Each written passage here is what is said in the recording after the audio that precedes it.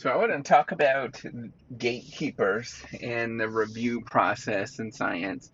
So one view of science is that we have this sort of perfect way of doing sort of the scientific effort, where people, collaborate towards producing good knowledge that is novel and reliable and all of that kind of stuff, right? Like the sort of traditional way that we view science, that we're collectively building together or coming together to actually accomplish a common goal. But another way to view the scientific effort is actually through a political lens, and viewing it through the lens of the political economy in which it actually sits, because every process, every organizational process, every system that humans create, whether it's for a noble or moral cause of some sort, is a political process. We have decision makers that don't really understand the world, and they're figuring these things out as they go, right? We don't necessarily, what we have limited information that's available in every decision that we actually make. And we have to make decisions based on imperfect information. And that imperfect information, or these decisions, have to be done within resource constraints. And due to this, it is what often is created as a political process. And what we have to view when you view the scientific effort through a political process is to view it in terms of gatekeepers. And these gatekeepers are actors that sort of prevent people or prevent other actors from getting access to different resources through their own judgment call, right? And so generally, the gatekeepers, might be things like editors or reviewers, or, maybe it's senior colleagues or any number of individuals. Maybe it's somebody that's organizing a conference or a workshop, and they determine whether you're worthy or not worthy to participate in this conference or workshop.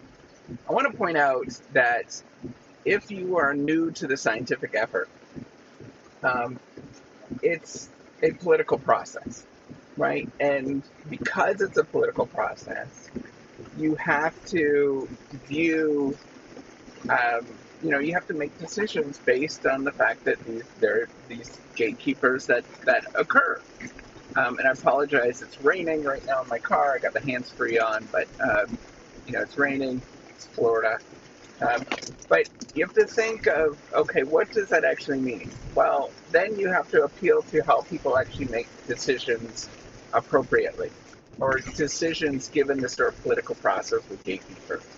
So you have to appeal to things like status, for example.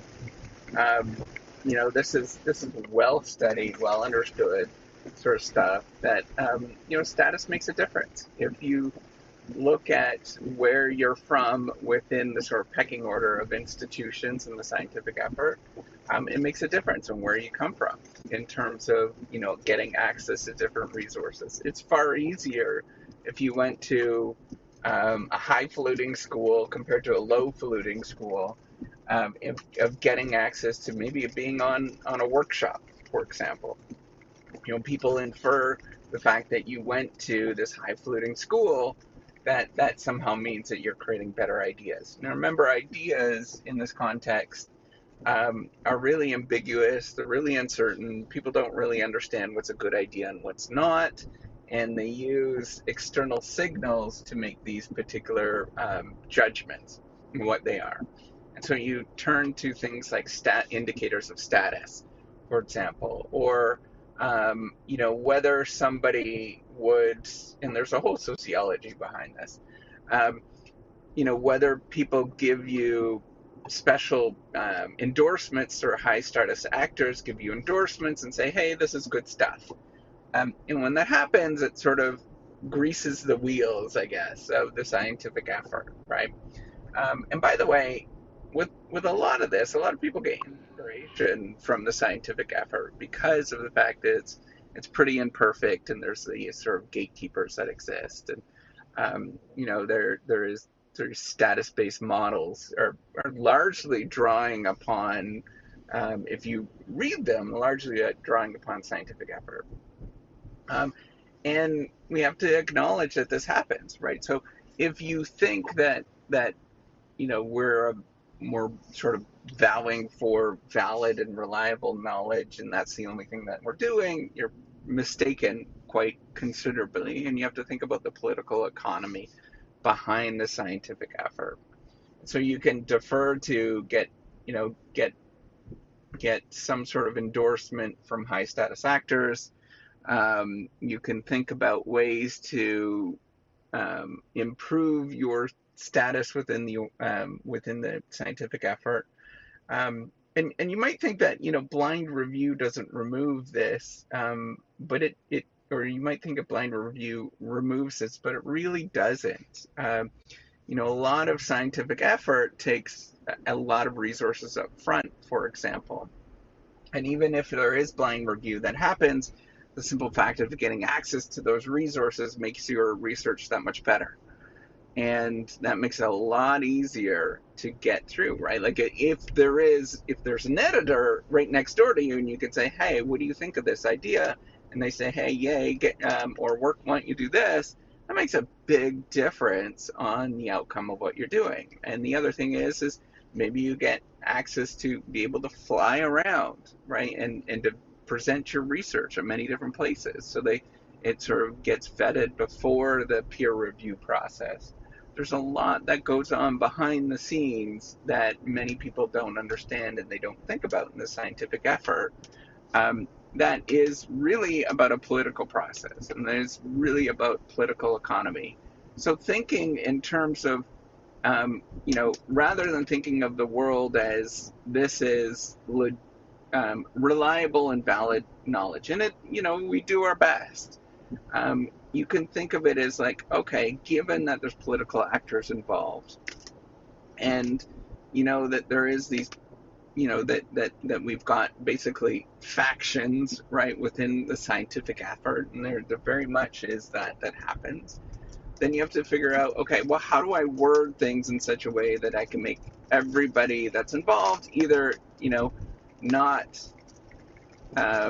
not sort of draw upon the attention of what that thing is, right? Because sometimes there's what's trigger words, for example. If you say a certain combination of words and people sort of think about this group of people that are doing this research, you don't want to go there. The other thing is to really start thinking about how do you make everybody that you talk about look positive, such that there is the sort of endorsements that happen. That does benefit too. But as low status actors within this, which is probably a lot of people that are listening to this, right? So it would be PhD students or younger researchers or wannabe researchers, I guess, that are wanting to get into this. You have to think about how do you navigate the process such that you can make other people look better? How can you make them, do work for them? A lot of it is reversing the fact of like, okay, I am part of I'm more of a part of a political process where I have to do almost servant leadership, right? Where you have to help out other people that, to get ahead beyond what you are. And that's a really tricky, difficult thing to do because there's this balance that you have to do where you want to help out other people, but then you also have to get acknowledgement on that. Because that's how the scientific effort works, is getting this acknowledgement for helping out. And there's a fine line in terms of how to do that. And I have not figured that out very well in terms of the right balance of getting this acknowledgement. And I still struggle with that. I don't really know what the right combination is, but there is an art to this. There's also an art to thinking of the short run, long run benefit, right? So in the short run, you're going to want to maximize and exploit as much as you possibly can, and be, really transactional with a lot of these transactions, so that you can sort of look the best within the particular area.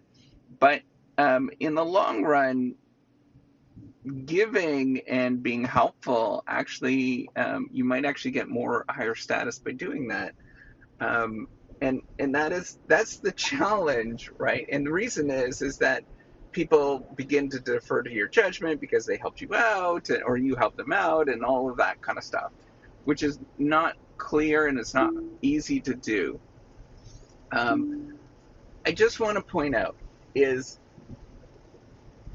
I think we need to. So if you're going into this and you're sort of part of the scientific effort and you're all new to this, realize that it's a political process. Like, that is your first assumption to really get into and to think about. There's a whole political economy behind science that you might not be aware of, that very much matters. And once you view it as a political process, you will make decisions a lot differently. And I'm not saying that you should sort of self-censor and do strategic behavior and all of that kind of stuff, which I hate. I think all of that stuff is garbage.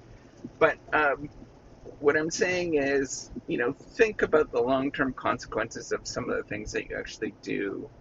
And if you think about that, you might change your behavior such that, I hope, that you become more generous and you actually do things that provide absolutely no upfront value at the beginning. But the problem is you have to, to get tenure and all of that kind of stuff, you have to be a little bit exploitive, with what you're doing, and that's a hard balance to play. But what I want to point out is just keep doing good things.